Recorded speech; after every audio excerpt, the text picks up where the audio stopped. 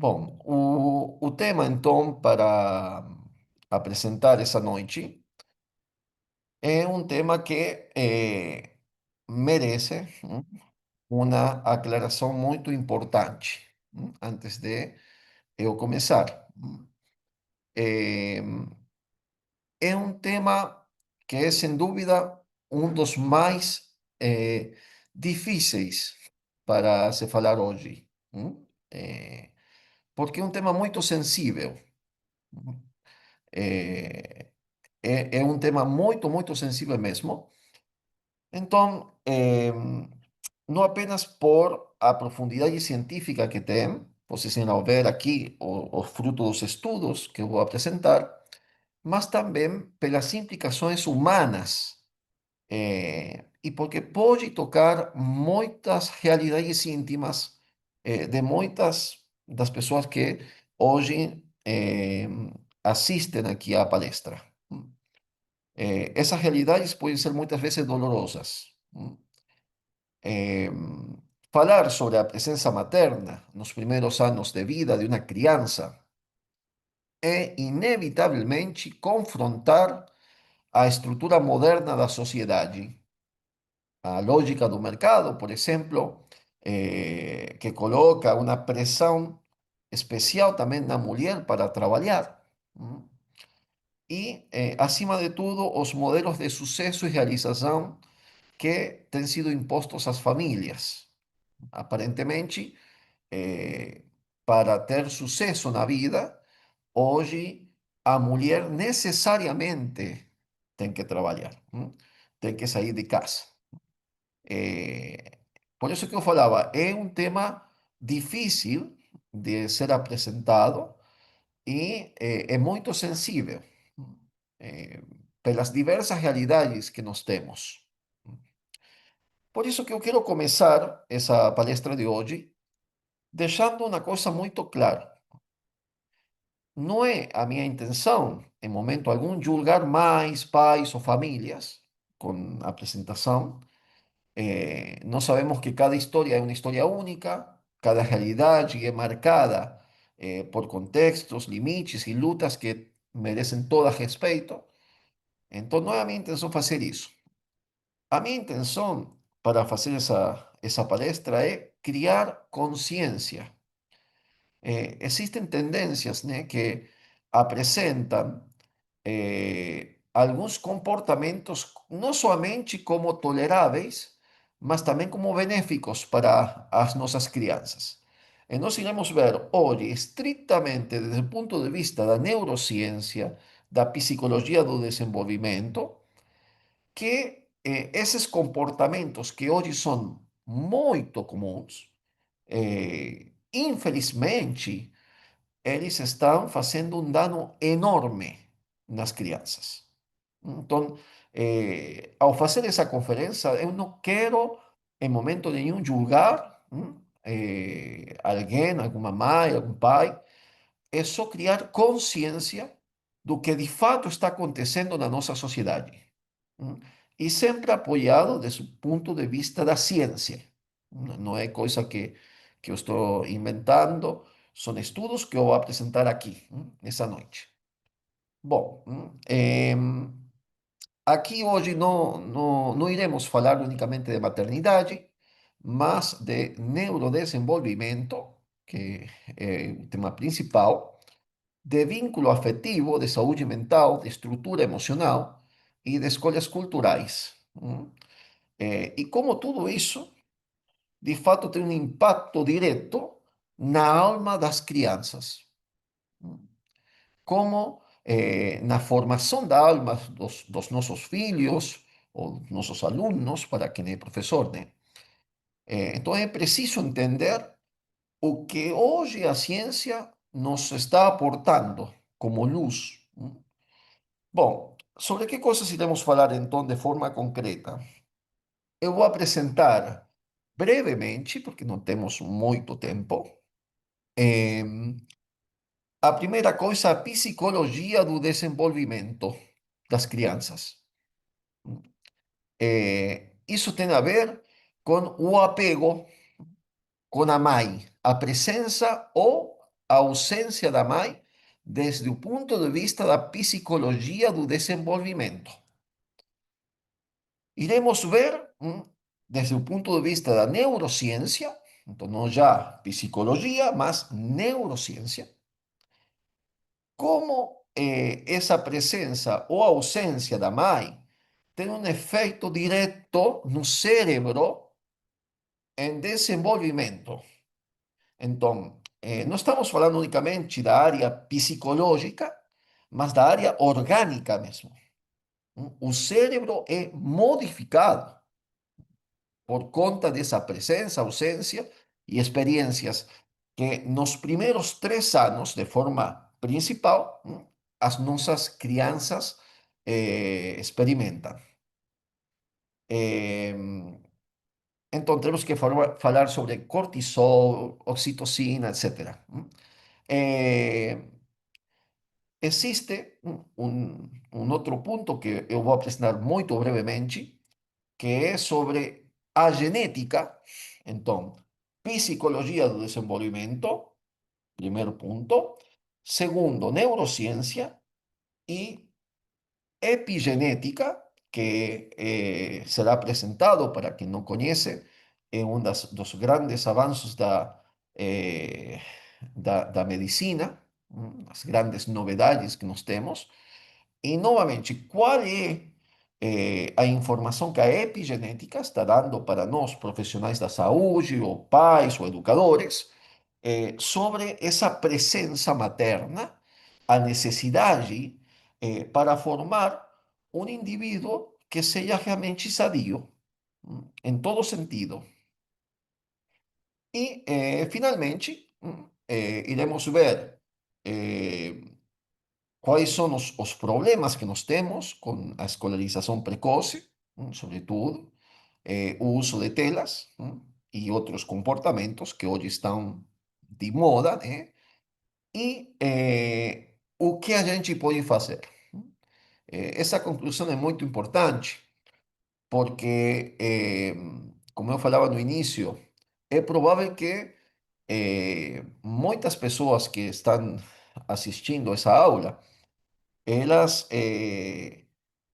sentem às vezes um pouco de dor, por causa de ter tido que deixar o filho, a filha, para trabalhar, para procurar sustento, ou por diversas circunstâncias. Então, o que a ciência nos diz hoje sobre o que pode ser feito para reconstruir, essa confiança emocional nas crianças, e em que momentos fazer isso e como fazer. Então, brevemente, essa é a apresentação da nossa aula.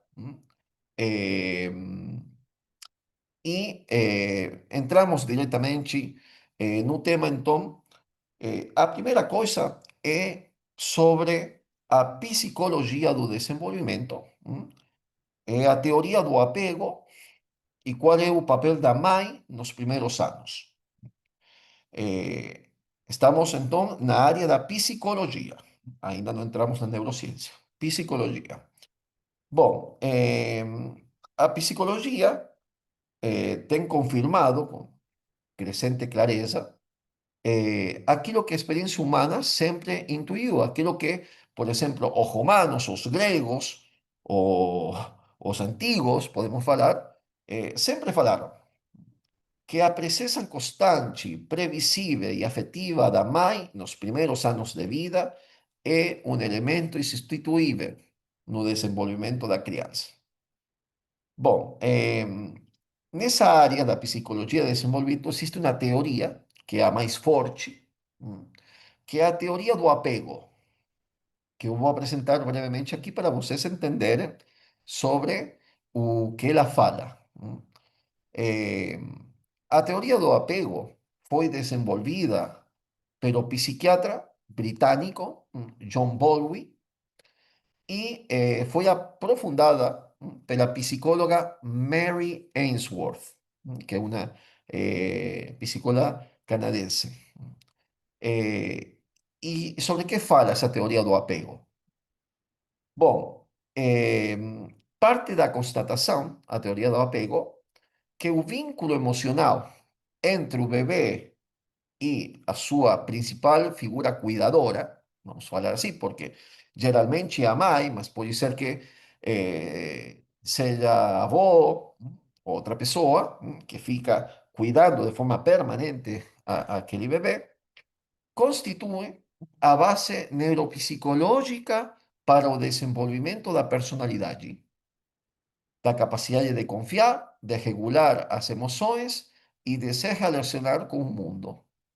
Então, vocês veem, realmente, eh, eh, essa teoria do apego mostra que realmente para nós ter uma criança saudável, emocionalmente saudável, é necessário a presença, não unicamente física, também física, mas não unicamente, da mãe ou de alguém que faz o papel da mãe.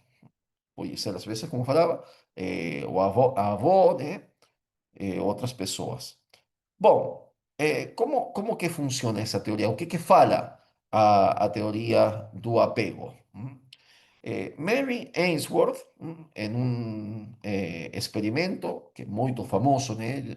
Strange Situation, é o nome do experimento, ela observou como as crianças pequenas reagiam à separação e ao reencontro com suas mães. O experimento é um experimento com muitas crianças, eh, e as crianças eram deixadas num quarto com a mãe, com brinquedos, aí entrava um desconhecido, depois a mãe saía, a mãe voltava, os desconhecidos saíam, enfim. E isso com muitas crianças de entre 12 e 18 meses. E eles conseguiram achar, né, uma, um padrão de conduta nos bebês. É, é aquilo que se chama, né, na psicologia do desenvolvimento, de os principais padrões de apego: o apego seguro, o evitativo, o ambivalente ou resistente, e depois, né, Mary Main, especialmente, vai a continuar os estudos e encontrar quarto padrão, que é o apego desorganizado. Então, são quatro: apego seguro, evitativo, ambivalente e desorganizado. Bom, que coisa é esse apego? E como vai influenciar na criança e na vida adulta do indivíduo? Então, estamos falando de uma teoria que mostra realmente que essa relação com a mãe tem um impacto direto na criança, quando ela é criança, mas depois, longo a vida. Bom, o apego seguro, brevemente apresentado no final da nossa, do nosso estudo, tem todas as referências, né, para quem quiser procurar os textos, né? Eh, o apego seguro é o apego que é de uma mãe que é sensível, que é presente, que é constante e previsível. O que quer dizer? Que ela sempre faz a mesma coisa. Por exemplo, a criança chora e ela está lá para consolar a criança. Hum. A criança está com fome, ela está lá para dar o peito para a criança. É previsível. São mães que estão sempre atuando como mães e sensíveis. Qual é o efeito que essa presença de mãe nos primeiros 3 anos tem na criança? Bom, na infância, quando eu falo de infância, estou falando não unicamente desse período de 3 anos, mas, por exemplo, na época da escolarização, e aqui já a gente consegue ver alguns padrões de conduta que a gente encontra nas nossas escolas. Então, prestem atenção aqui. Na infância, existe na criança um equilíbrio emocional, uma curiosidade por explorar as coisas, porque ela se sente, nessa primeira infância, confiada porque a mãe está presente. A gente vê, por exemplo, quando estamos com nossos filhos, eles olham para a gente e vão explorando aos poucos, mas sempre olhando para a gente, fazendo como uma conexão com a gente para ver até onde eles conseguem ir, né?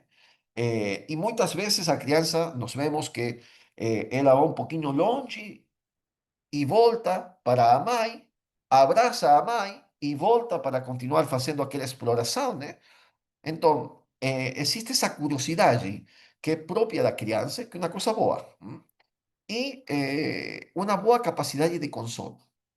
Quer dizer eh, que a criança aprende a ser consolada, vamos falar assim, né?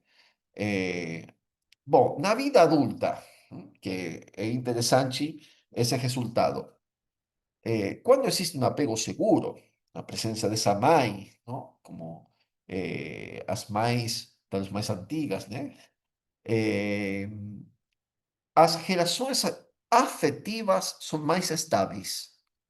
Então é bem interessante. Vejam como muitas vezes, e a gente vai ver, adultos que têm problemas de relacionamentos, muitas vezes pode ser, e a gente vê, por exemplo, eh, no, na clínica, não? Nós que ajudamos pessoas, né? Como terapeutas, que muitas das dificuldades, a vezes, que são de relacionamento, pessoas, sobre todo, por exemplo, mulheres, que não conseguem estar em um relacionamento estável, muitas vezes, não sempre, mas muitas vezes está relacionado com a ausência materna, naquele período da vida. ¿M?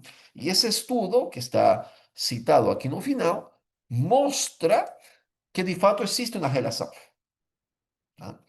Eh, mas quando a mãe está presente, temos adultos estáveis afetivamente, capazes de empatia, que é muito importante, e com uma boa tolerância à frustração.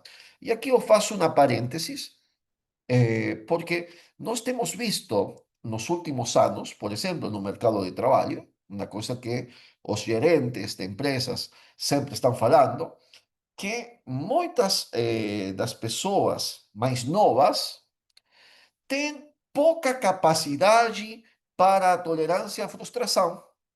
Se frustram muito rápido, não conseguem, eh, vamos falar assim, não conseguem superar a frustração. Muitas vezes, a gente vai ver, a causa está naqueles 3 primeiros anos de vida. É impressionante. É impressionante. Hum? Eh, bom, esse seria o apego seguro. O que acontece com o apego ansioso ou ambivalente? Bom, o apego ansioso ou ambivalente é criado quando as mães são imprevisíveis. O que quer dizer? Que afetuosas, indiferentes, às vezes a criança chora, elas atendem, às vezes a criança não chora, elas não atendem. Pode ser, às vezes, por exemplo, por um desequilíbrio que pode existir nas próprias mães, como acontece, por exemplo, com mães que têm algum problema, como pode ser o borderline, em momentos estão bem, em momentos estão mal. Então, não necessariamente por uma decisão ruim, senão pode ser também por uma doença que a mãe tem, ou uma dificuldade que a mãe está vivenciando. Mas, de fato, o que acontece com a criança é que ela experimenta que a mãe está e não está. E ela não sabe quando a mãe vai estar, quando a mãe vai consolar ou não vai consolar. ¿M? Elas, se lembram, não é tanto o que elas veem, né? Os bebês, estamos falando de bebês, mas o que elas sentem. Então, é a parte sensível, estamos falando da parte sensível, da formação sensível das crianças. Então, é um sentimento, elas não conseguem entender que a mãe está doente, ou que a mãe tem depressão, por exemplo. Então, por isso que às vezes ela está bem e às vezes está mal. Elas não entendem isso, elas só sentem. E se cria esse tipo de apego ansioso. Bom, também pode acontecer com mães que realmente são imprevisíveis, mas não porque estão com um problema de depressão, alguma dificuldade, mas às vezes por eleição de vida, por pessoas que às vezes dão uma prioridade a outras coisas, né? Eh, e pode acontecer isso com a criança. Bom, o fato é que como se manifesta na infância esse apego ansioso ou ambivalente una dependencia extrema dessa figura que é da mãe ou da pessoa que faz às vezes da mãe ou da pessoa que a criança escolhe como um porto seguro, porque a mãe não está presente, um medo da separação enorme. Então a gente vê essas crianças que é normal que a criança tenha medo à separação, tá? Isso é normal, mas quando já é uma coisa muito exagerada, que a criança não quer ficar sozinha um instante, com medo, assim, um terror de ficar sozinha, né? A gente pode já, por exemplo, na clínica, a gente entende que pode existir uma relação com a figura da mãe. Eh, e a insegurança na criança. Nós víamos que a curiosidade da criança de explorar, né? Coisas, era um sinal muito bom. Nesse caso, será um sinal que a gente tem que prestar atenção. E sempre em relação à presença da mãe na vida dessa criança, tá? Eh, lembrando, gente, que não é uma coisa determinante absolutamente, mas sim que existem padrões de conduta, e que estão comprovados esses padrões, né? Bom, na vida adulta, então, isso acontece com uma criança pequena, se manifesta dessa forma, nessa dependência, esse medo, nessa insegurança, por exemplo, durante a infância, com crianças na época de escolarização, por exemplo, e como se manifesta na vida adulta. Mm. Na vida adulta, a gente encontra pessoas com ciúmes excessivos. Por quê? Porque é a falta de segurança que a pessoa experimenta. ¿No? Então, toda coisa suspeita. Veja, não estou falando que ciúme é uma coisa necessariamente que está relacionada com a presença ou ausência da mãe.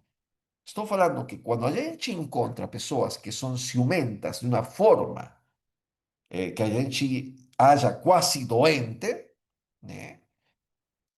Pode ser, tem muitas possibilidades que está relacionado com isso aqui. O medo do abandono, o medo de ser deixado, a hipersensibilidade emocional da pessoa, que você tem que, como vocês falam aqui no Brasil, eh, pisar em ovos, acho que vocês falam, né? Porque qualquer coisa ela leva para o lado pessoal. Você não pode fazer uma piada, você não pode olhar, você não pode fazer um comentário, você não pode fazer uma correção, você não pode fazer uma indicação, porque é hipersensível a pessoa. E essa dificuldade em confiar. Então, esse tipo de personalidade, que hoje está de moda, a gente encontra muito de moda, com certeza terá sérios problemas na hora de ter um relacionamento, por exemplo, formar uma família. ¿Por quê? Porque quem é que aguanta uma pessoa com esses ciúmes excessivos ou com essa hipersensibilidade? É muito difícil. Hum. Eh, então, vocês veem como existe realmente um padrão de conduta que nós vemos replicado na sociedade, na vida de adultos, e que tem muita relação com essa presença ou ausência materna. Então, e nós estamos falando, por enquanto, unicamente da parte da psicologia do desenvolvimento. Hum? Eh, bom, o apego evitativo se dá quando a mãe, não é que ela não está presente, não está presente, mas ela é fria ou rejeitadora da criança. Ela não quer a criança, não quer saber nada da criança. Eh, então, o que acontece com essa criança que se vê rejeitada sensivelmente? A mãe não dá a menor atenção para a criança, abandona, vamos a falar, um abandono afetivo da criança, como nós encontramos em muitos lugares, muitas famílias, infelizmente, muitas comunidades. O que acontece com essa criança? Bom, quando isso acontece nos primeiros 3 anos de vida, essa criança forma um apego evitativo. O que quer dizer? Que ela vai tentar suprimir as necessidades afetivas que ela tem. Então, ¿cómo se manifiesta eso? Se manifiesta con una independencia precoce, excesiva, criança que acha que pode fazer tudo e que não depende de ninguém. Por exemplo, ¿m? Eh, que ninguém manda nela e, portanto, ela é livre, com essa liberdade, de fazer o que quiser. ¿M? A gente encontra nas escolas, a gente encontra em alguns lugares essas crianças assim que a gente que parece assim, fala, mas essa criança não tem medo de nada, não tem e aparentemente não. Hum. Bom, a evitação do contato e elas se negam ao consolo. Então, quando alguém tenta de se aproximar, de brindar, elas esconden esa necesidad afectiva, ¿no? Fican como frías, ¿eh? Sensiblemente. Na vida adulta, o apego evitativo va a florecer como? Con un distanciamento afectivo, porque de fato eles são pessoas que ficam feridas, né, na sensibilidade e no âmbito afetivo. hum. Então, todas serão relações superficiais, eh, uma valorização excessiva da autonomia, excessiva, né, porque uma autonomia sadia é boa, mas uma coisa excessiva no relacionamento no puede ser. No existe un relacionamiento con una autonomía total das partes. Eh, y sobre todo porque por a falta de capacidade de se conectar com o outro. Então, vocês veem, no primeiro caso, nós tínhamos pessoas que tinham empatia no apego seguro. Aqui, nós teremos pessoas que podem usar outras pessoas e não sentir nada. Eu uso e pronto. Acabou, sensivelmente falando, né? Eh, nós vemos muito isso. E isso aqui pode, com certeza, eh, ficar pior, né? Como são já casos de doenças. Aqui não estou falando de doenças, estou falando simplesmente de um apego, de feridas, vamos falar assim, mas não de doenças. Mas pode ficar uma doença quando a pessoa já não sente nada, é capaz de fazer, manipular, etc., né? Eh, como acontece com casos psicóticos, etc., né? Eh, bom, e finalmente o quarto, que é o apego desorganizado, que é o pior, tá? Eh, a, a psicóloga, né, que eu estou citando aqui, que é a Mary Ainsworth, esse estudo, ela achou somente três ato habitativo. O desorganizado é já eh, um estudo complementar feito por a Mary Main, que ela vê um quarto padrão que é o pior, e é quando a mãe, não somente que é fria ou rejeitadora ou inconstante, mas quando essa mãe ou esse cuidador, quando a mãe não está presente, é fonte de medo para a criança. E isso acontece muito, infelizmente, muito, eh, nos casos de abuso, eh, todo tipo de abuso, tá?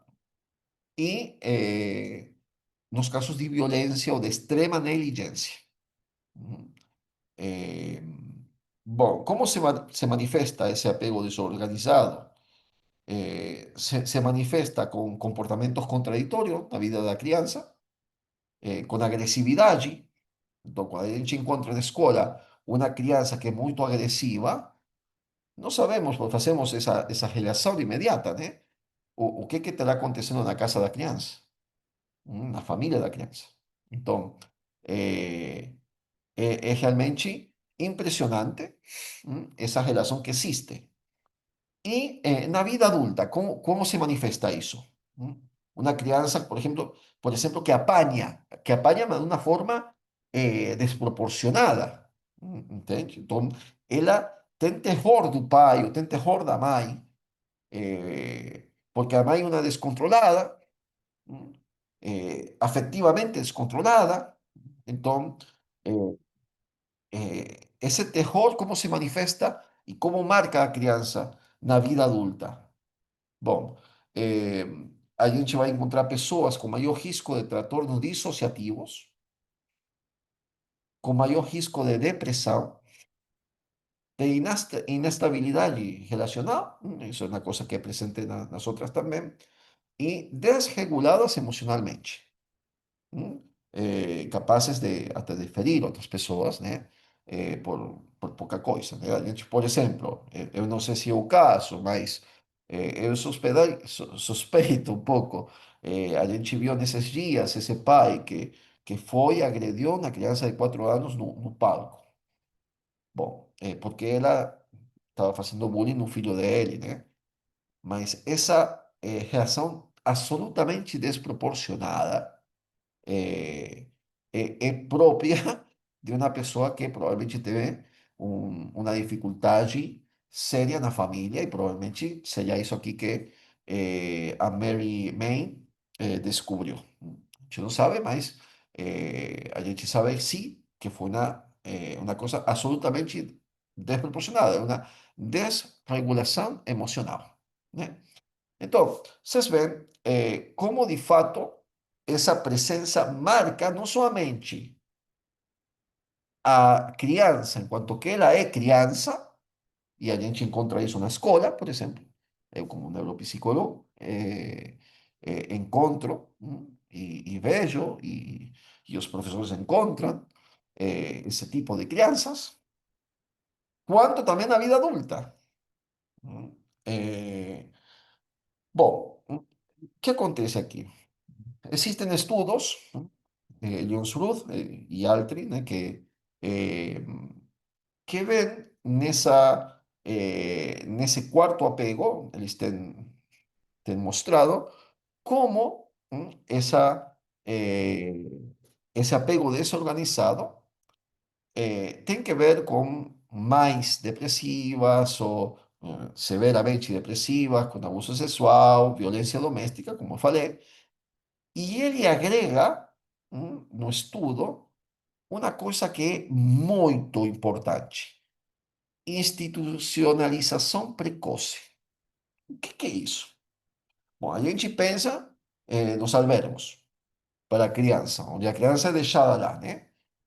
Bom, mas ele vai mostrar que uma creche ou um daycare nos Estados Unidos, que é a mesma coisa que uma creche aqui, de período integral pode ter o mesmo efeito na criança.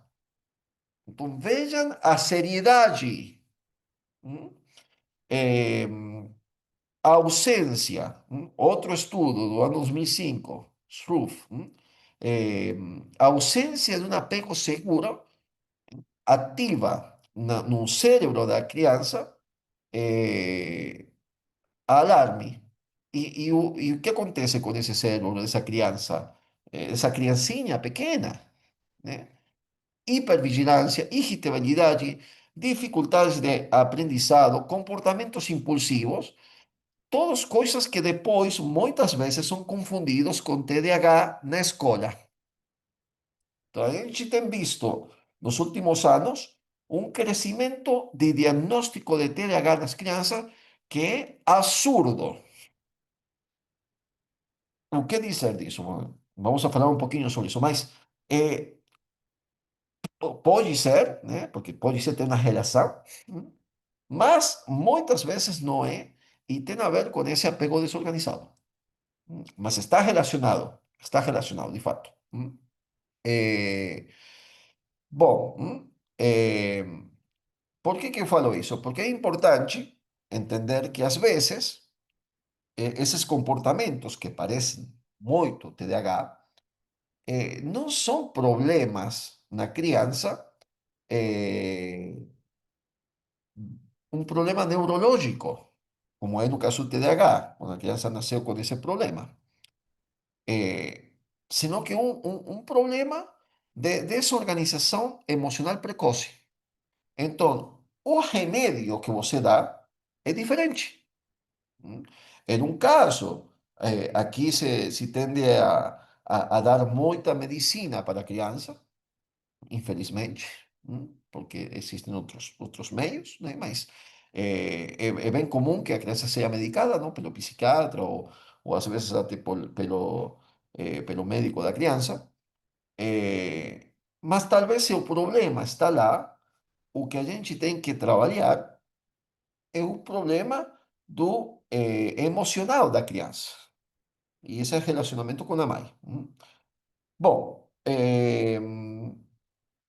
temos visto então como de fato existe essa relação para a vida toda do indivíduo, né?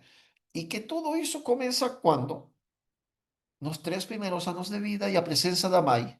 Uma mãe presente, afetivamente presente e afetivamente estável, produz um filho estável emocionalmente e um adulto com muitas chances de ser estável emocionalmente. Quando a mãe não está estável ou ela está ausente, então temos os outros tipos de apego com o resultado que nós apresentamos aqui. Então, temos visto brevemente, eu estou falando muito, pessoal, eu peço desculpas porque estou vendo o horário aqui e estou apenas no segundo ponto, mas eu acho muito importante que vocês entendam eh, essa parte do eh, desenvolvimento psicológico da criança. Então, estamos na psicologia do desenvolvimento, não estamos falando ainda de um problema neurológico, mas psicológico. Vamos agora a falar, sim, sobre o estresse tóxico, cortisol, e o cérebro em desenvolvimento. Então, aqui passamos à segunda parte. Temos já deixado a parte da psicologia do desenvolvimento com as consequências que nos mostra os estudos psicológicos. Vejamos agora o que nos diz a neurociência, hum? A ciência do desenvolvimento do cérebro é um órgão. Então, não estamos mais falando do emocional unicamente. Bom, o que acontece com as crianças dos 0 aos 3 anos? Os efeitos do estresse precoce no cérebro infantil são terríveis. E essa é a frase que eu quero que vocês lembrem. O estresse no cérebro em desenvolvimento, nesses primeiros 3 anos, especialmente nos 2 primeiros anos, mas nessa faixa, é o período em que mais se desenvolve o cérebro da criança. 75% do peso cerebral é alcançado já nessa etapa. Eh, então, é uma etapa muito importante. E o que acontece? Quando temos nesse período um estresse precoce, intenso, na criança, teremos muitas consequências para a saúde dessa criança. Vamos ver aqui um pouquinho, não? Nos primeiros anos de vida, o cérebro está nessa fase de mayor crecimiento y plasticidad. Isso significa que ele é extremamente sensível ao ambiente em que a criança está. Ambiente, entenda-se família, entenda-se amizades, ou com quem fica a criança, entenda-se escola, quando a criança vai para a escola, e assim, ambiente. A figura materna, que geralmente é a mãe, né, é como a atua como a reguladora da criança, dos estados fisiológicos e emocionais do bebê. Então, nós vimos a parte emocional na teoria dos apegos. Aquilo é emocional. Mas entendamos por dentro, porque existe todo uma parte fisiológica eh, desse papel da mãe. Vamos a falar assim, química, por falar de um jeito, tá? Eh, ou seja, não se trata apenas de dar carinho para a criança, estar presente, dar carinho, mas de regular biologicamente o funcionamento do sistema nervoso central da criança que está em desenvolvimento. A mãe atua, então, assim como você, por exemplo, que é mãe, e você cuida de seu filho para que seu filho não coma todo o açúcar, porque se você deixa açúcar e o filho vai comer todo o açúcar, você atua como o regulador de razão, né? Porque você tem razão, né? Teu filho não tem, então você sabe que comer açúcar é ruim, você regula aquilo. Você fala, não, filho, não coloca os dedos lá, não. Porque aquilo lá dá choque. O filho não sabe, você sabe. Você regula as ações do filho. Essa é a tua função como mãe, ou como pai, né? Como aquele que tem que cuidar da criança. No âmbito fisiológico existe a mesma coisa. O que quer dizer? Que emocionalmente, assim como o bebê é dependente da razão da mãe ou do pai para poder se alimentar, de uma forma sadia, comendo o que é bom e não comendo o que é ruim, o que pode matar ele, como é no caso do mel, por exemplo. Se o teu filho quer comer mel com 8 meses, você não dá, porque você sabe que pode produzir o botulismo, então você não dá. Mas você sabe, seu filho depende de você. Assim também, a mãe regula fisiologicamente o filho, o bebê. O funcionamento do sistema nervoso do bebê. Então, o que acontece? Quando a mãe é ausente, hum, ou está instável, ou é substituída muito cedo, como acontece, por exemplo, com as creches em tempo integral, com separações que são repetidas, com ambientes que são imprevisíveis para a criança, o sistema de estresse da criança, que é uma coisa fisiológica, é hiperativado. O que acontece quando isso é hiperativado? O corpo, a amígdala, na verdade, que é uma parte do cérebro, começa a produzir altos níveis de cortisol, que o cortisol é o hormônio do estresse. Estamos falando aqui de química, pessoal. Tá? Estamos falando de química.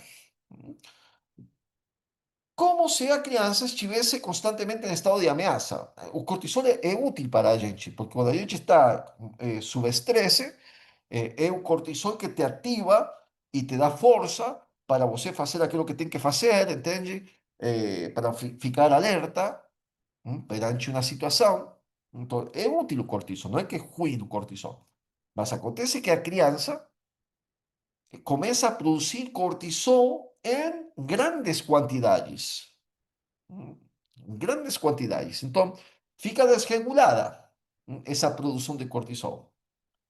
Por quê? Porque ela se sente de forma constante ameaçada e não tem aquele apego, aquela presença que faz sim que acalmar ela, que tira o estresse dela, que é a função reguladora da mãe nos primeiros 3 anos, principalmente.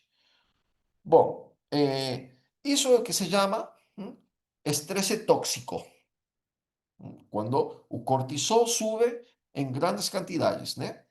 de una forma de estrés intenso, prolongado, e que não tem um suporte afetivo adequado. Por que que eu falo? Porque quando a mãe está presente, quando você vai e pega seu filho, é química inicialmente. E tem uma coisa aí do Criador, né? Deus também, que colocou essa união impressionante entre mãe e filha, e filho, né? A mãe sente fisicamente quando o filho tem fome. Uma coisa impressionante. O filho está no outro quarto e a mãe sente fisicamente. Ah, vai chorar. Que tete.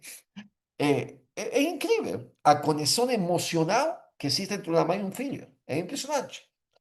Então, nós vemos isso. Eh, mas, o que acontece? Eh, quando a mãe, né, pega o filho, o filho, o contato com a pele da mãe, calma o filho. E que faz o cérebro? Não? A alma do filho, essa alma imortal que está lá, dentro daquele tão pequeno, né? Manda ao cérebro a produzir oxitocina, por exemplo, que é o hormônio que acalma e que faz bem para a saúde do filho. Então, é aquela que combate, por exemplo, o estresse em excesso. Não precisa de química, tá? É, bom, mas quando isso não está e o cortisol começa a subir, o estresse constante, a criança fica estressada de forma constante, com medo, insegurança, aí nós temos um problema que, inclusive, a Academia Americana de Pediatria tem mostrado, de fato, não é teoria, é um fato, afeta diretamente as regiões do cérebro da criança. Tem uma mudança no cérebro da criança. É um fato, é uma coisa terrível, pessoal. O que acontece? O hipocampo, que é aquela que tem eh, a responsabilidade da memória da aprendizagem, sofre, não se desenvolve, mm, e tem estudos que mostram realmente a diferença entre um cérebro da criança com o hipocampo, e a mesma coisa com o córtex pré-frontal, com os outros também, e aquela que não. Então, depois a gente vai encontrar que coisa? Ah, a criança tem problema de memória. Ah, a criança tem dificuldade de aprendizagem. Vocês veem? É impressionante, é assustador. É assustador. Estou falando de ciência, não estou falando aqui de outra coisa. Eh, o córtex pré-frontal, que é importantíssimo e que também a gente vai ver, não vamos a ter tempo, provavelmente, porque está chegando no final da aula, mas também é danificado pelo uso das telas, e isso está demonstrado. Foi feito um estudo de mais de uma década com as crianças, com exposição às telas nos Estados Unidos, é recente esse estudo, e mostrou que, de fato, o cérebro da criança que fica exposta à tela, teléfono, videogame, é diferente de uma criança que não. Então, nós temos uma modificação no cérebro, no córtex pré-frontal, concretamente, com o uso de telas, e também com o estresse, por causa do cortisol. Isso aqui é fato. Não é, estás estudando para demonstrar, é um fato. Que coisa faz o corte pré-frontal para vocês entenderem a gravidade da situação? É aquele que comanda o autocontrole das emoções. hum, Na criança. Por exemplo, que a criança consiga não ser agressiva ou consiga não ter um medo. A gente vai ver que a amígdala está relacionada também, mas esse autocontrole necessário é parte da função do córtex pré-frontal do cérebro, né? Eh, as decisões. Então a gente vai vendo crianças cada vez mais que é aquilo que Aristóteles, já muito antes da chegada de Jesus Cristo, falava do homem. Ele falava do homem sensorial.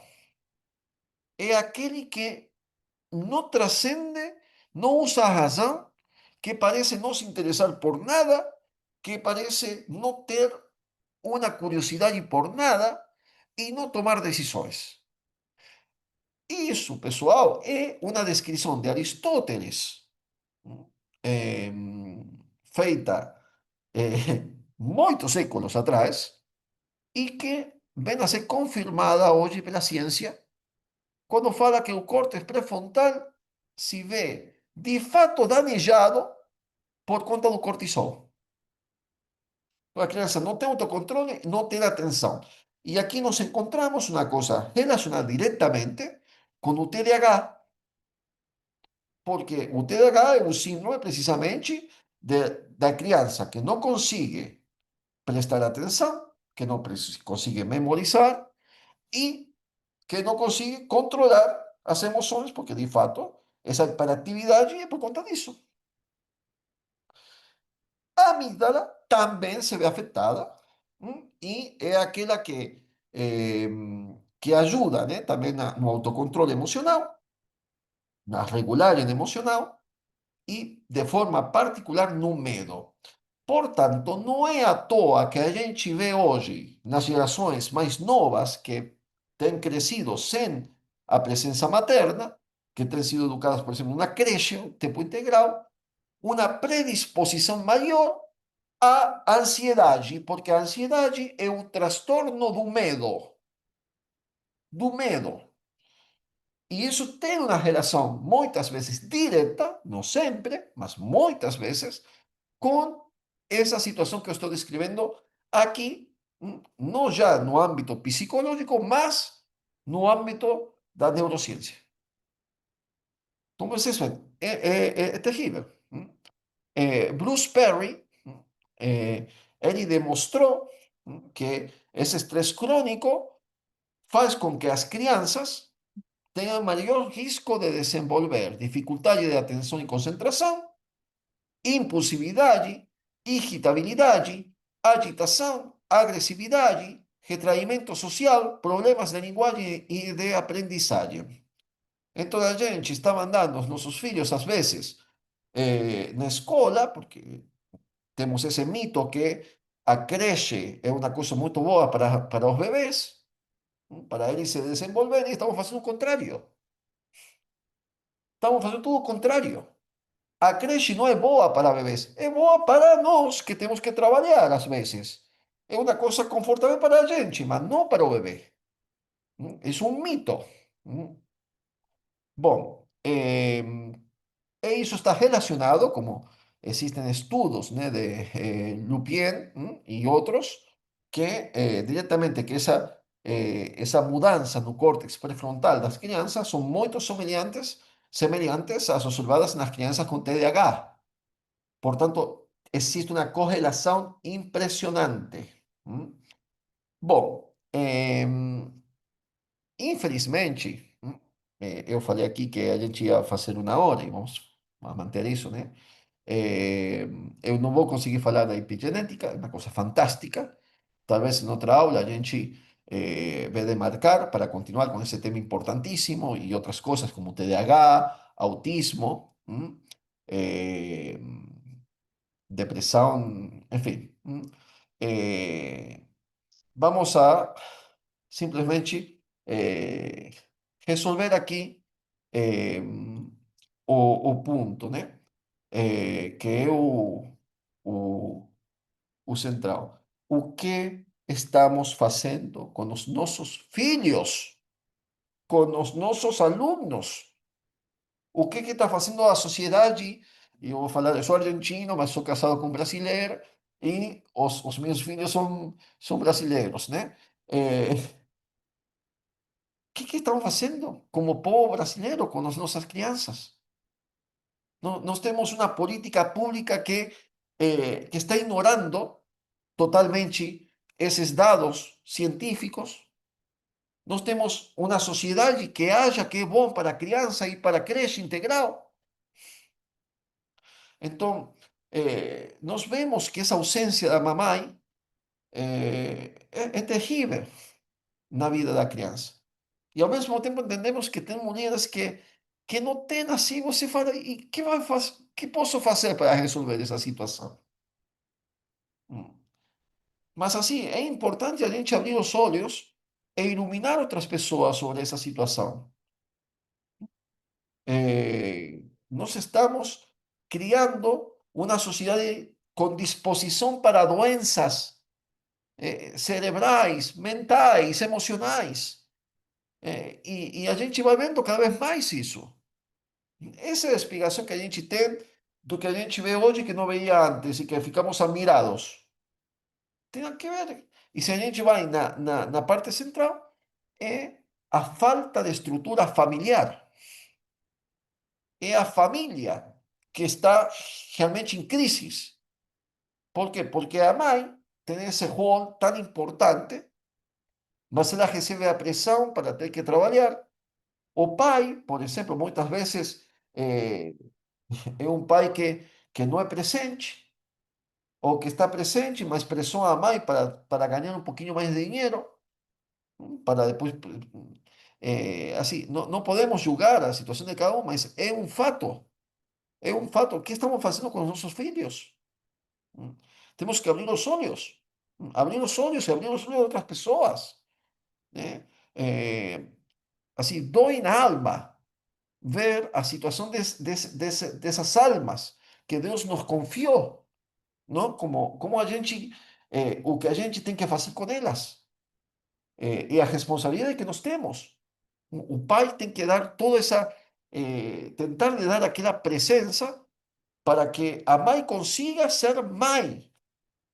E para que a mãe consiga ser mãe, o pai tem que ser pai. Hum. Bom, tem muitas coisas aqui para falar, pessoal. Eu peço desculpas, até fico um pouquinho emocionado. Eh, mas realmente dói, essa situação. Bom, como que a gente faz para. Qual é a boa notícia? Com isso já acabo hoje aqui. Eh, é que essa coisa pode ser reparada. Mm. Toda esa situación, esa ausencia materna precoz, ese estrés, eh, tudo aquilo pode ser reparado, não?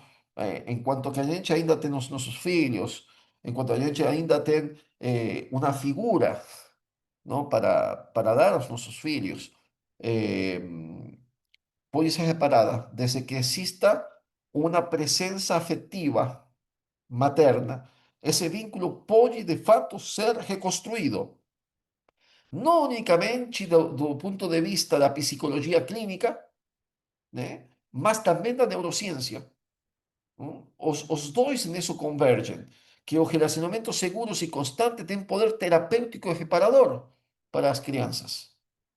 E aí que entra o rol da mãe hoje. Bom, se eu fui aquela mãe que talvez por necessidade ou por ignorância, ou por que for, eu tive que deixar e agora como é que eu faço? Bom, aqui você sabe que não está perdido, porque Deus, que é o Criador da natureza, Ele sempre nos dá uma possibilidade para nós que somos pobres criaturas, né? Eh, então, essa presença materna, essa constância, essa estabilidade, faz com que a criança possa melhorar, né?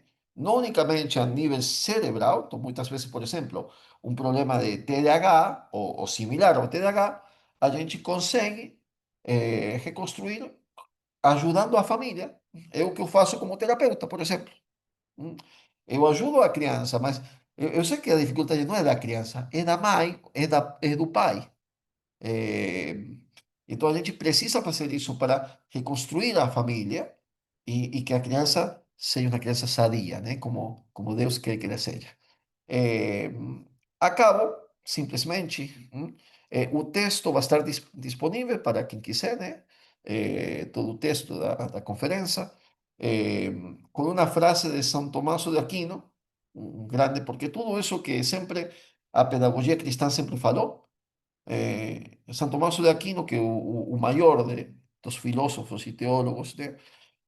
vai dizer que, ao contrário dos outros animais, o homem precisa de educação, porque nasce sem poder conduzir-se, nem alcançar seu fim por si mesmo. Ele nasce precisando do outro. Esse outro é a mãe, é a família.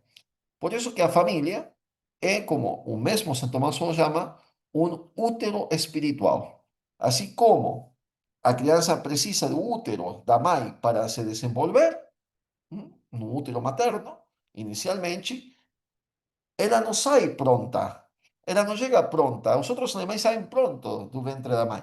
Ela não. Ela ainda precisa de um útero que São Tomás de Aquino, com essa grandeza, essa visão, vai dizer é o útero espiritual. E essa é a família. Para que ela consiga se desenvolver y llegar a ser un adulto sadio en todos los aspectos, ¿tá? Entonces, espero que esa palestra tenha sido de ayuda para vocês, para que não me conhecia, não me conhece, né? Eu tenho um blog também e um canal de YouTube, estou começando a dar mais visibilidade a tudo isso, porque realmente eh, causa muita dor e a minha intenção continuar, né? Bom, vamos a abrir aqui para algumas perguntas. Não consigo responder muitas, mas pode ser aqui, por favor, se quiserem fazer alguma pergunta, é só abrir o micrófono e perguntar. Eh, Fico aqui à disposição para as perguntas. Professor Martelli, boa noite. Meu nome é Lucas, tudo bem? Boa noite, Lu. Achei muito rica a sua palestra e de verdade, eu até gostaria de eu continuar ouvindo o senhor se desse para fazer uma segunda parte, contando todas as outras os outros conteúdos que o senhor não conseguiu apresentar. Eu gostaria muito, acho que outros aqui que estão juntos presentes também adorariam muito. Foi ótima a palestra. Muito obrigado, Lucas. Podemos pensar en marcar para completar aí a palestra. Não seria um problema. É um grande prazer para mim poder ajudar de alguma coisa, né? E se fosse, eu gostaria também de perguntar uma outra coisa. Tem estudos, o senhor falou sobre a questão da presença materna. Tem também estudos a respeito da presença paterna, da influência do pai? Sim, tem. É assim, a presença do pai era importantíssima no início, tá? Sobretudo porque o pai tem que, vamos falar assim, tem que dar estrutura para que a mãe seja mãe, entende? Inicialmente, porque inicialmente é mais, vou falar assim, importante, mesmo que os pais às vezes sentimos, mas essa conexão que existe entre a criança e a mãe é uma coisa dada pela natureza. O pai é um estranho no sentido, ele vem do exterior, né? Eh, a criança, tanto é que ela às vezes parece não distinguir-se da mãe inicialmente, como que é um com a mãe, uma só coisa, né? O pai vai ser fundamentalíssimo nessa etapa, dando sobretudo a estrutura à mãe para que ela consiga, né, ser mãe, a estabilidade emocional para a mãe, sobretudo isso vem da parte do pai, né? Porque nós sabemos que a mãe fica exausta, fica com os nervos e não é fácil, né? Noite sem dormir, e são coisas que somente ela consegue fazer, porque somente ela consegue amamantar, por exemplo, ou fazer com que a criança fique tranquila, porque mesmo que o pai pegue a criança chora, né? Porque não existe essa conexão. É a verdade, né? Eh, Essa conexão vai ser criada com o pai, mas já está presente com a mãe, né?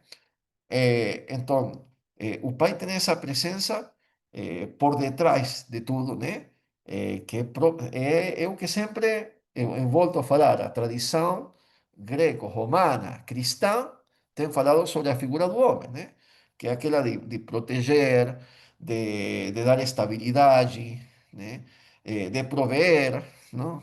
Para que a mãe consiga, a mãe como si fuese aquella rainha, ¿né? Que está cuidando da coisa mais preciosa, e o pai é aquele que tem que fazer com que aquilo que realmente é rainha seja rainha. E essa é a visão cristã da situação, né? Da família, por falar assim.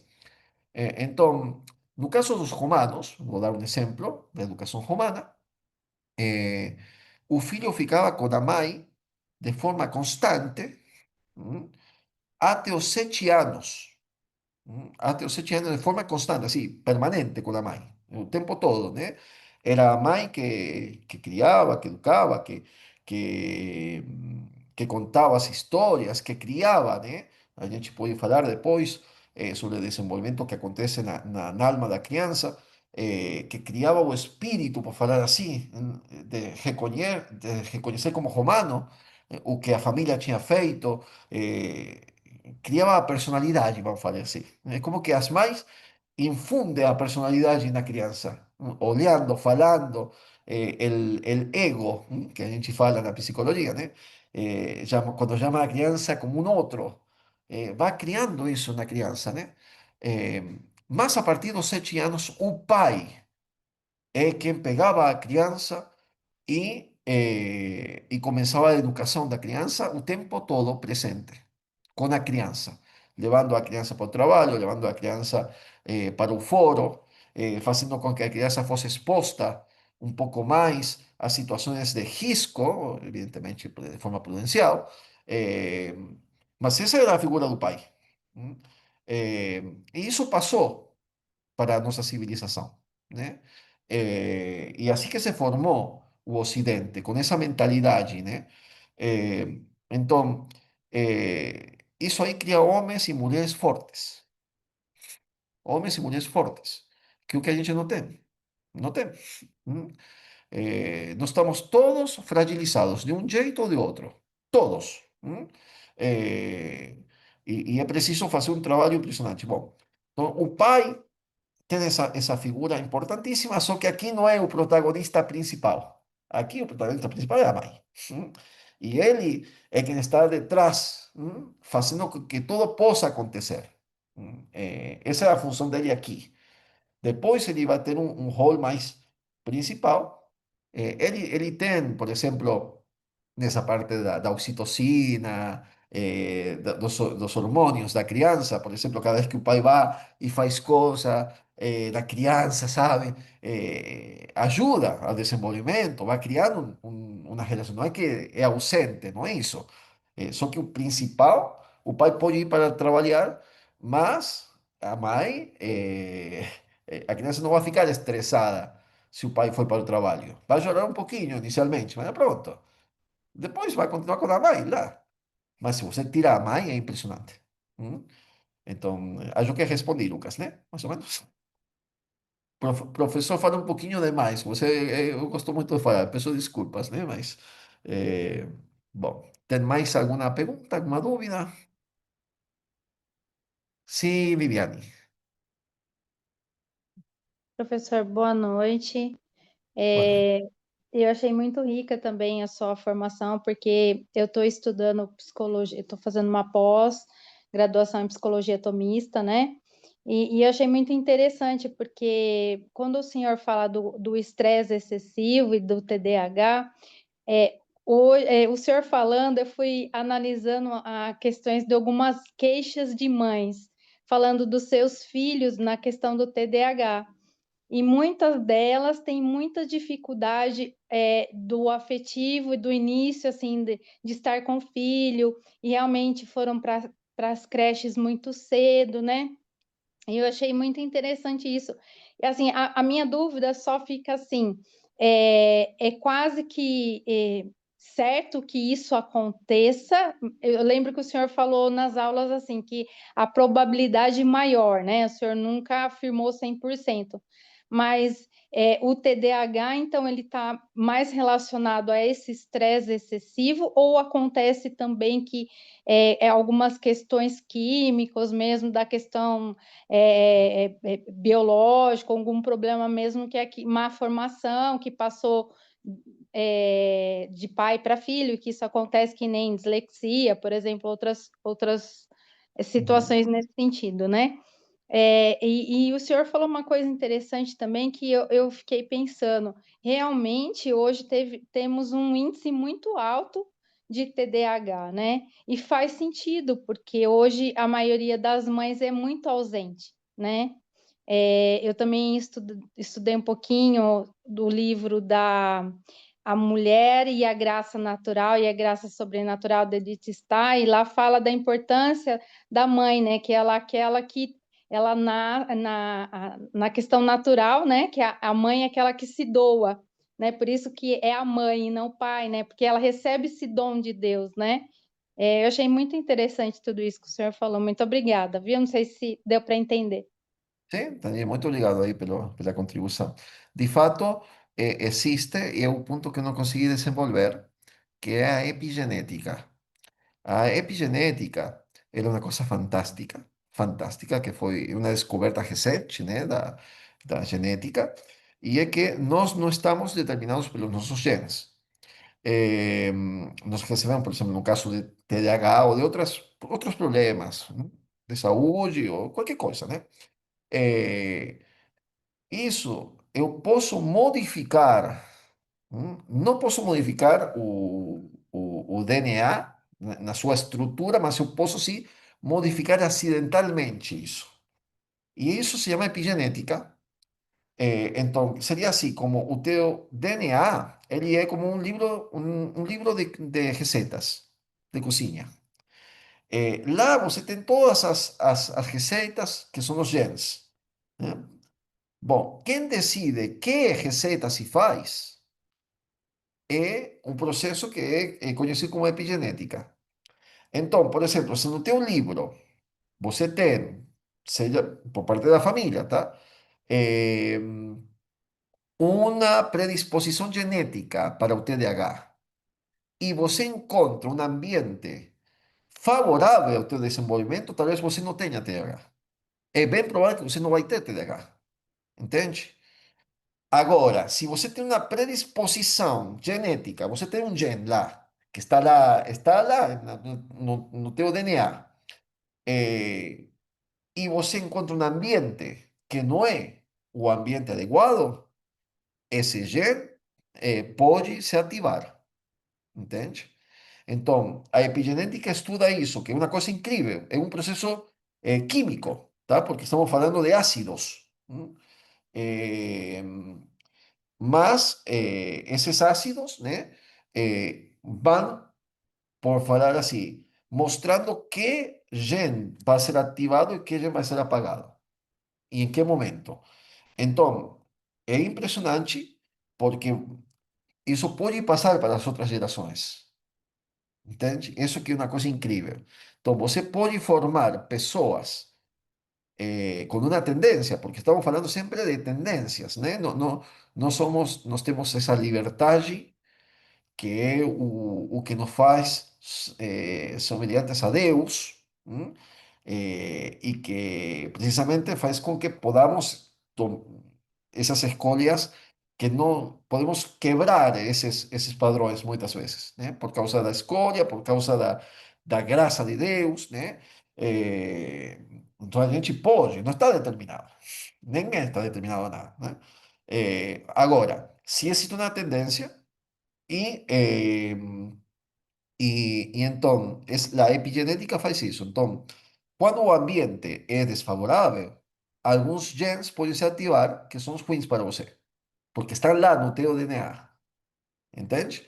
Agora, se você tem um ambiente favorável, estou falando de família, de uma família normal, né? Ou mais ou menos normal, não estou falando porque ninguém é totalmente normal, né? Mas, eh, eh, então, você pode passar isso. Você pode também, mesmo que você recebeu uma carga genética, com essas marcas, né, de epigenética que você recebe, você pode cortar aquilo, porque você, por meio dos mesmos processos de escolha, de ambiente, você pode mudar aquilo e passar à próxima geração uma coisa boa, entende?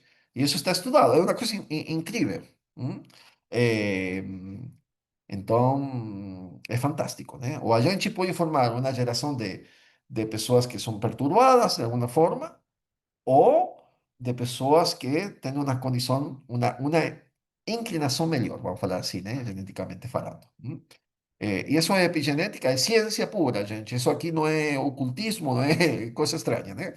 Eu recomendo, né, para vocês procurarem sobre esse tema, porque é fantástico, uma coisa incrível. Eh, Professor, sim, assim, então, se, por exemplo, numa terapia, né, a gente abre a consciência dessa mãe e fala para ela da importância dessa doação, dessa importância do afeto, dessa importância de estar presente, essa criança, então, ela pode modificar esse hábito e não mais ter esse costume, não é hábito. não é O hábito hábito. é uma coisa voluntária, né? Estou Sim. falando de um processo genético. Genético. Mas isso pode ser alterado, então. É alterado. E, Para e ver. tem, e tem um tempo para isso acontecer? Tem estudos que falam sobre isso ou não? Tem muitos estudos aí no meu escrito, vocês vão encontrar muitos estudos. O problema desses estudos é que a maioria está em inglês. Então, se você não sabe inglês, aí fica um pouquinho limitado, né? Eh, mas existe sim evidencia que o ambiente muda essa epigenética y que después eso es pasado para las próximas gerações. Então, você mudar uma mãe, por exemplo, fazer aquilo, não é somente aquela criança, aquela família, aquilo, você está fazendo um bem que você nem faz ideia do que você está fazendo, né? E do mesmo jeito, às vezes fazendo um dano emocional e pode ter repercussões também em outras pessoas, né? Então, eh, é isso. Mais alguma pergunta? Temos uns minutinhos mais, se vocês quiserem. Professor, Sim, só para agradecer, eu estou lhe conhecendo hoje, depois eu queria saber onde eu te encontro mais. Você falou de canal no YouTube, de blog, né? Eu gostaria depois de saber direitinho para lhe acompanhar. Gostei muito da aula, né? É extremamente importante. Eu sou psicóloga e eu não atendo criança, né? Mas eu atendo adultos, mães principalmente. E venho desenvolvendo um estudo já há 2 anos na abordagem de terapia do esquema, que fala muito da teoria do apego, principalmente. Então, veio muito ao encontro assim, do que eu tenho estudado e o quanto isso aqui que o senhor trouxe é importante, porque a gente vê também lá na vida adulta, que eu atendo adultos, o resultado, né, disso aqui, né, de ambientes familiares conflituosos, ambientes, né, desadaptativos e o quanto isso impacta. Né? E claro, né, o adulto assim, é, se não tem um trabalho, um autoconhecimento, um autodesenvolvimento, né, ou também por meio da terapia, o quanto isso impacta também na criação dos próprios filhos, né? E aí a gente vai vendo uma repetição de padrões, né? Então, parabéns pela aula, né, por esse trabalho que é extremamente importante. O quanto nós adultos precisamos estar atentos a nós, principalmente, para poder criarmos de fato crianças e os nossos filhos mais saudáveis. obrigado. Bom, pessoal, mais alguma pergunta? Senão a gente fecha por aqui. Boa noite. Boa Boa noite. Boa noite, professor, tudo bem? Eu sou Rauana, eu sou mãe de 3 crianças. Estou no meio de psicólogos, mas queria tirar uma dúvida, assim. Eu tenho lutado para minhas crianças evitar a tela. Eu sinto a irritabilidade do mais velho se ele fica sem telas e o tédio dele depois que eu desligo a televisão e falo para ele brincar. A minha dúvida é a seguinte, é, seria o exato excluir as telas permanentes, que no caso dele seria mais a TV, né? Ou se eu posso dar essa maneirada dele ter esse uso da televisão com moderação. Porque eu Uhum. sinto assim, eu sou uma mãe do lar, eu fico em casa cuidando deles, e eu também ouço essa irritabilidade dele, assim, e tá mais relacionada comigo, de eu ser uma mãe, assim, mais pavio curto, de não ter tanto paciência com eles. Alguma coisa relacionada assim, não sei se o senhor conseguiu entender a minha pergunta. Perfeitamente.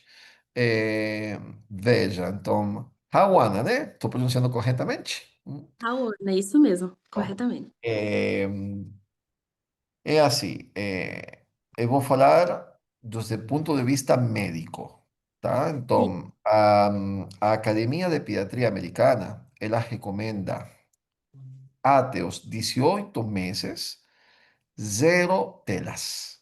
Zero, assim, zero.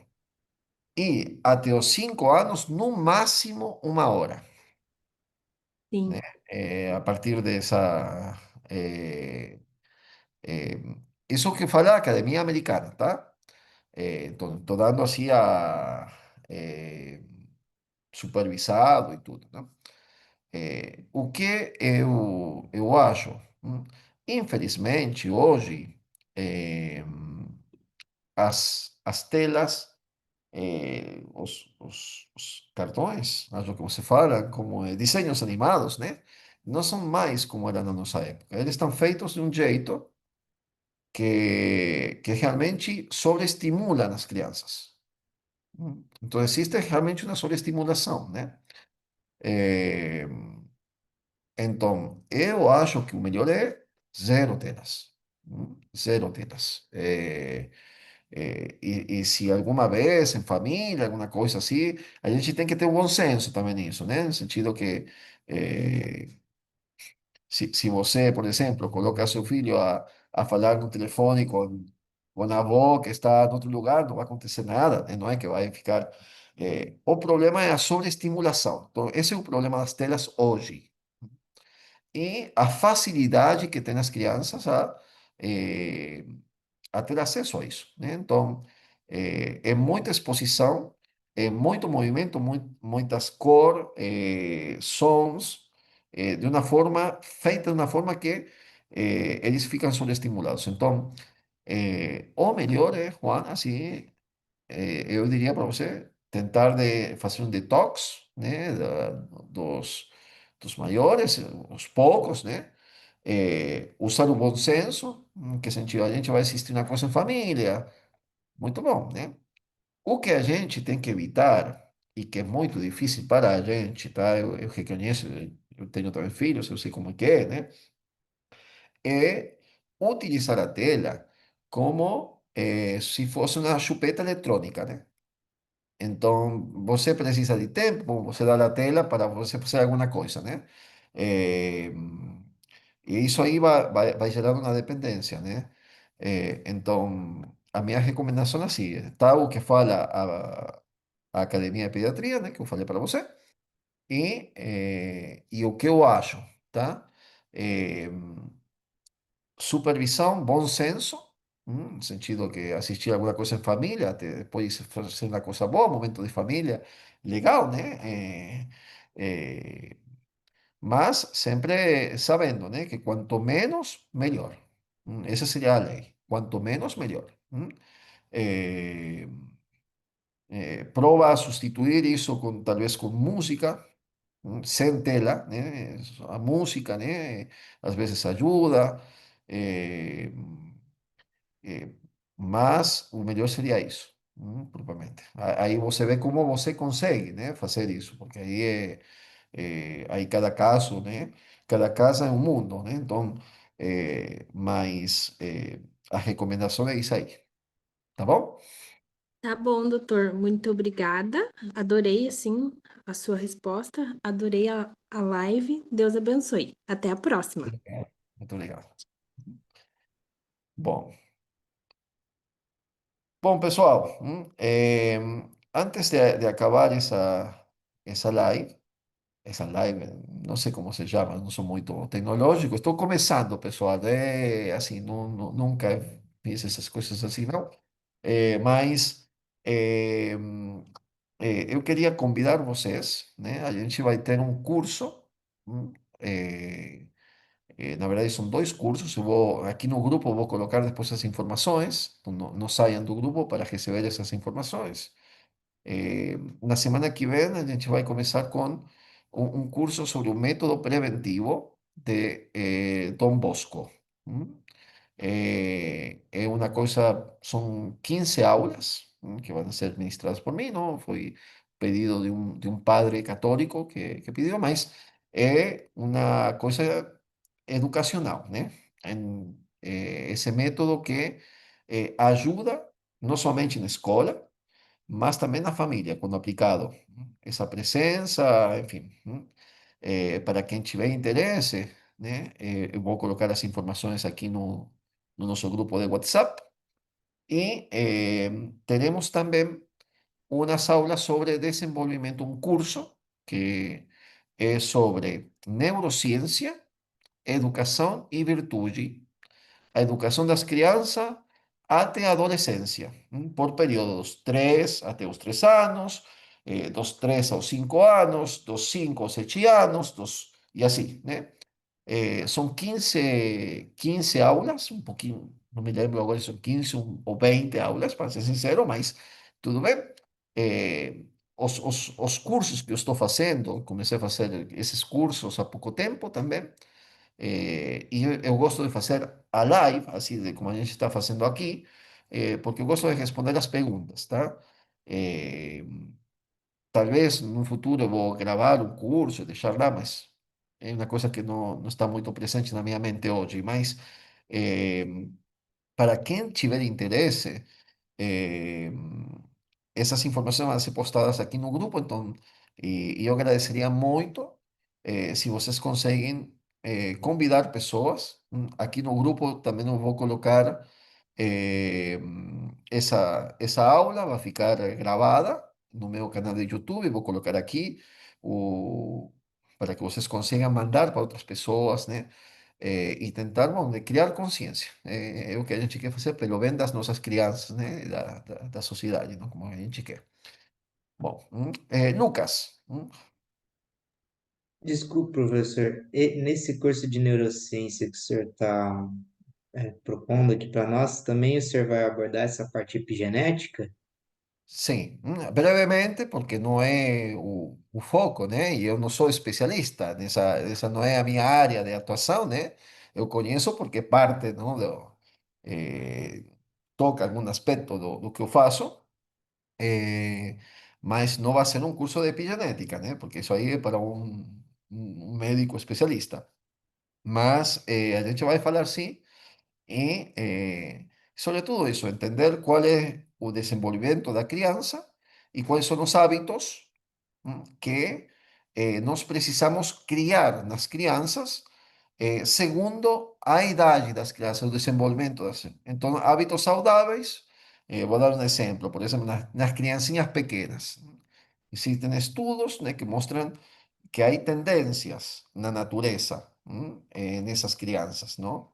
Eh, por exemplo, quando a criança começa a imitar tudo, então imita a fala, ela olha para você o tempo todo, vê a tua boca, vê, e faz isso. Então, bom, como a gente pode aproveitar esses períodos sensitivos, é o nome, períodos sensitivos, para criar bons hábitos na criança. Por exemplo, o hábito da ordem, que sejam crianças ordenadas, né? Ou da higiene, ou da fortaleza, depois a gente vai ver, ou da prudência, mais na frente, ou da castidade, que são todas no âmbito, eh, também tomando o que Platão e Aristóteles têm mostrado sobre isso, né? Sobre a doutrina das virtudes, e então é por isso que se chama o curso Neurociência, Educação e Virtudes, porque é ver como tudo, como essa palestra de hoje, como está tudo realmente relacionado, né? Vocês já têm que ter visto, eu sou católico, não cristão, eh, mas a minha visão antropológica tenta de ser em conformidade com isso, é a visão de Aristóteles. A minha formação filosófica é tomista, eh, e, eh, e bom, a minha abordagem também, né, como terapeuta é isso aí. Então, eh, para quem tiver interesse, são sempre bem-vindos. Quem não é católico não se sente excluído também, tá? Eh, Porque a gente vai falar muito dessa visão, né, dos gregos, dos romanos, da natureza e da neurociência. Então, todo mundo é convidado, né, para participar. Eh, Muito bom, pessoal. Temos chegado ao final. Tem sido um prazer. A gente fica em contato. Vocês têm meu contato pessoal. Está lá no grupo. O meu contato como administrador do grupo. Eh, e bom, a gente vai ver para se organizar e acabar essa palestra. Quem tiver interesse nos cursos, por favor, pode entrar em contato que a gente manda para se registrar, né? E é isso aí. Deus abençoe e tem sido um prazer. Fique com Deus. Boa noite. Tchau, tchau.